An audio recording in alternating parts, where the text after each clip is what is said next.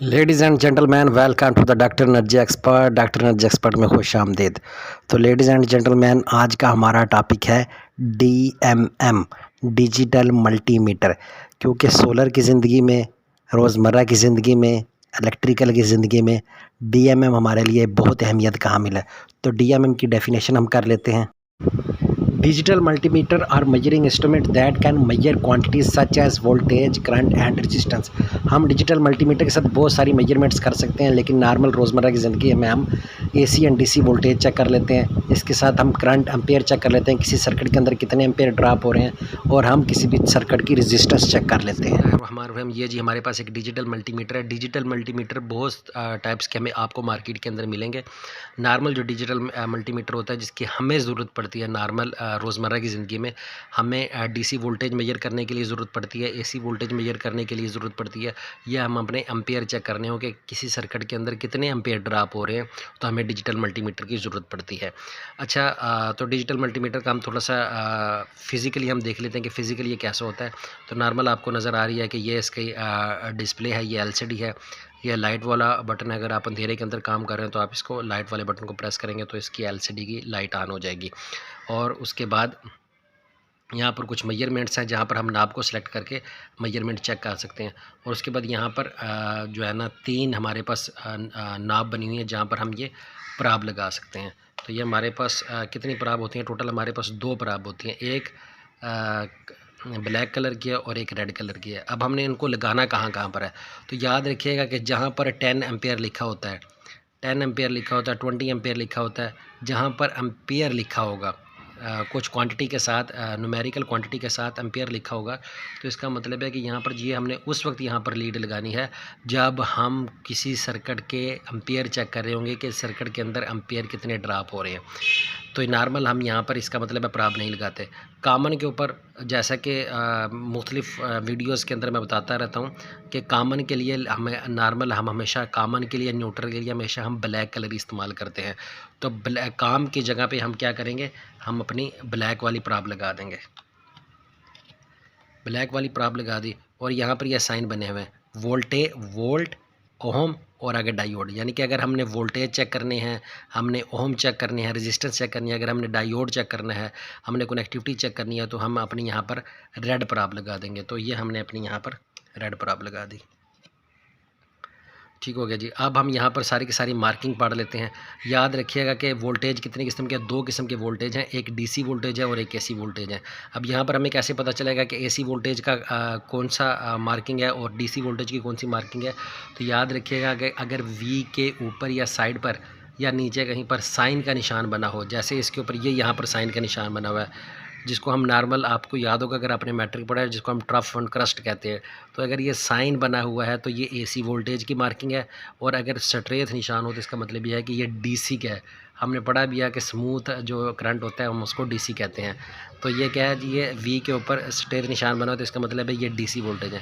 अगर हमने AC voltage check करनी है तो हम इसको राइट साइड पे मूव करेंगे, और अगर हमने DC वोल्टेज चेक करनी है तो हम इसको लेफ़्ट साइड पे मूव करेंगे। अच्छा, यहाँ पर आप देख सकते हैं कि यहाँ पर मार्किंग हुई है 2 वोल्ट, 20 वोल्ट, 200 वोल्ट, 600 वोल्ट। ये DC वोल्टेज की तरफ मार्किंग है, और ये AC वोल्टेज की तरफ मार्किंग है 200 और 600। ये मार्किंग क्यों है? ये मार्किंग इसलिए है कि वोल्ट, इसके अंदर जो डिजिटल मल्टीमीटर होता है या कोई भी मीटर होता है, चाहे वो अर्थ मीटर है, चाहे वो पावर मीटर है, उसके अंदर क्या होता है कि एक हमने प्लस माइनस का हमने पढ़ा, एक फार्मूला पढ़ा है कि किसी भी चीज़ के साथ हम प्लस माइनस 1 लिखते हैं, 2 लिखते हैं, 3 लिखते हैं। और बेसिकली क्या मकसद होता है? उसका मकसद ये होता है कि इसके अंदर पॉसिबिलिटीज़ हैं कि आपके पास जो मार्किंग आ रही है वो 2 प्लस जमा, अगर प्लस माइनस 2 लिखा हुआ है तो इसका मतलब ये है कि वो मार्किंग 2 ऊपर भी हो सकती है, 2 नीचे भी हो सकती है। अगर सपोज़ यहाँ पर हमने 220 वोल्ट आ रहे हैं, हमने 220 वोल्ट चेक कर रहे हैं, तो इसका मतलब है कि अगर जमा माइनस 2 लिखा हुआ है तो इसका मतलब यह है कि वो 220 के बजाय 222 भी हो सकते हैं, या वो 218 भी हो सकते हैं। तो इसी तरह ये हर मार्किंग के अंदर थोड़ी बहुत जमा माइनस का खदशा होता है। तो इसलिए ये मार्किंग होती है कि अगर आपने जिस रेंज के अंदर वोल्टेज चेक करने हैं, आप उसी रेंज को सिलेक्ट करें।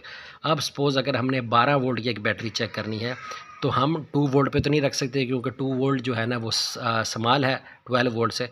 तो 20 वोल्ट हम सेलेक्ट करेंगे। तो हमने अगर डीसी वोल्टेज 12 वोल्ट चेक कर रहे हैं तो हम 20 पे रखेंगे, और अगर हम 20 से ऊपर चेक कर रहे हैं तो हम इसको 200 पे कर लेंगे, और अगर 200 से भी ऊपर चेक कर रहे हैं तो 600 पे कर रहे हैं। तो 600 से ऊपर अगर कोई वोल्टेज के अगर हमारे आ रहे हैं तो ये डिजिटल मल्टीमीटर चेक नहीं करेगा। इसके लिए फिर हमें एक ऐसा मल्टीमीटर, डिजिटल मल्टीमीटर चाहिए होगा जिसके अंदर रेंज की कैपेसिटी ज़्यादा होगी और वो 600 से ऊपर ज़्यादा चेक कर लेगा। इसी तरह अगर हमने एसी वोल्टेज चेक करनी है तो हम इसको 200 या 600 पर सिलेक्ट कर लेंगे।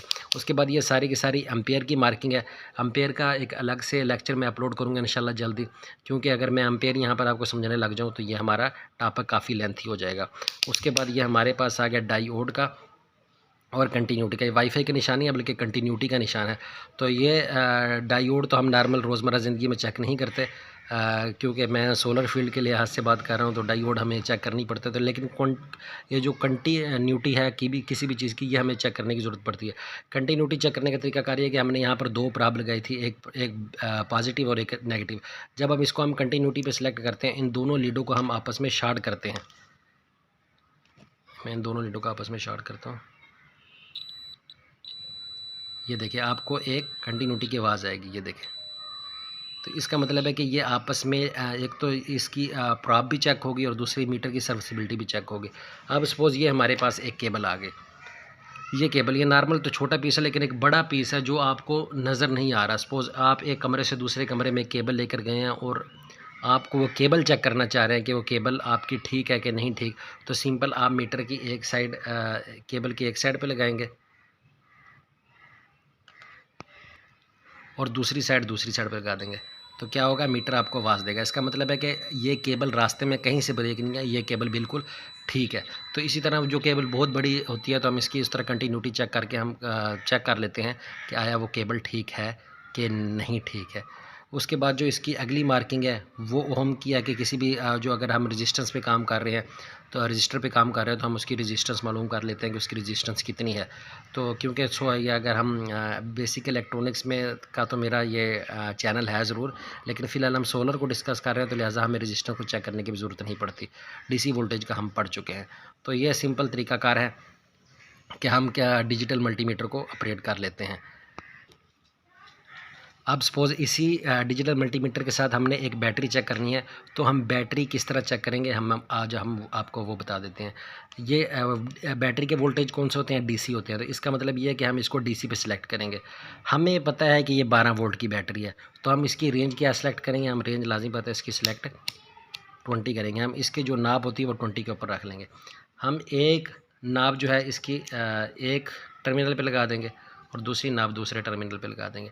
तो यहाँ पर क्या आएगा, तो एक प्राब ये हमारी इस एक टर्मिनल पे लग गई और दूसरी पर हम दूसरे टर्मिनल पे लगाएंगे तो हमारे पास यहाँ पर एक मार्किंग आ जाएगी कि 12.77, यानी कि ये हमारी बैटरी है। उसके बाद ये प्राब हमने गलत लगाई हैं सही लगाई हैं, इसका तरीका कार ये है कि अभी हम इसको उल्टा करके देखते हैं कि उल्टा करने से अगर हम ये प्राब रेड वाली राइट साइड पर कर लेते हैं और ब्लैक वाली लेफ़्ट साइड पर कर लेते हैं तो इससे हमें क्या फ़र्क पड़ेगा। तो हम ये चेक करते हैं। ये भी रेड वाली मैंने इधर कर दी और नेगेटिव वाली इधर लगा दी। ये रेड वाली अभी मैंने इधर लगा दी और ब्लैक वाली मैं इधर लगाता हूँ। तो यहाँ पर मार्किंग मेरे पास क्या आ रही है, मार्किंग वही आ रही है 12.78 या 77 आ रही है। लेकिन क्या हुआ, 12 से पहले नफ़ी का निशान आ गया। अगर नफ़ी का निशान आ जाए इससे पहले तो इसका मतलब यह है कि मैंने ये जहाँ जो प्राब है वो उल्टी लगा दी है। जैसा कि आप देख भी रहे हैं कि मैंने जो रेड मार्किंग थी वहाँ पर ब्लैक प्राब लगा दी है और ब्लैक मार्किंग पे मैंने रेड प्राब लगा दी है। तो इसका मतलब ये है कि मैंने लीडें गलत लगाई हुई हैं। तो इसका मतलब है कि मेरे पास जो है ना यहाँ पर भी नफ़ी का निशान आना चाहिए। और जैसे मैं उनको ठीक करूँगा यहाँ पर तो ये यहाँ पर पॉजिटिव का निशान आ जाएगा और जो पॉजिटिव नेगेटिव का साइन यहाँ पर ख़त्म हो जाएगा। तो इस तरह हम बैटरी के वोल्टेज चेक कर लेते हैं। इसी तरह अगर हमने एसी के वोल्टेज चेक करना है तो एसी के वोल्टेज हम चेक कर लेते हैं। यह हमारे पास एक घर है, उसके अंदर ये बोर्ड लगा हुआ है। तो यहाँ पर अगर हमने एसी वोल्टेज चेक करना है कि इस सॉकेट के अंदर हमारे पास कितने एसी वोल्टेज आ रहे हैं, तो उसका चेक करना हम सिंपल इस बटन को ऑन करेंगे जो इसके साथ अटैच है। तो हम इसको क्या करेंगे, क्योंकि हमारे घर के अंदर 220 वोल्ट आते हैं तो हम इसको 600 पर सिलेक्ट कर लेंगे। 600 पर सिलेक्ट करने के बाद हमारे पास 2 प्राब हैं तो हम एक प्राब को एक सुराख के अंदर इंटर कर देंगे और दूसरी प्राब को दूसरे। यहाँ पर एक प्राब हमने एक सुराख के अंदर इंटर की हुई है और दूसरी सुराख के दूसरे सुराख के अंदर इंटर। तो यहाँ पर ये देखें हमारे पास मार्किंग आ रही है 220। तो ये 220 हम AC वोल्टेज हम इस तरह चेक कर सकते हैं। तो नाज़रीन, ये लेडीज़ एंड जेंटलमैन, ये था हमारा आज का DMM ऑपरेट करने का तरीकाकार। लास्ट में वीडियो अच्छी लगी हो तो लाइक और सब्सक्राइब करना मत भूलिएगा और बेल आइकन को ज़रूर प्रेस कीजिएगा ताकि वक्तन फ़क्तन आपको हमारी आने वाली तमाम वीडियो मिलती रहें। अपना ख्याल रखिएगा। अल्लाह निगहबान। अल्लाह हाफिज़।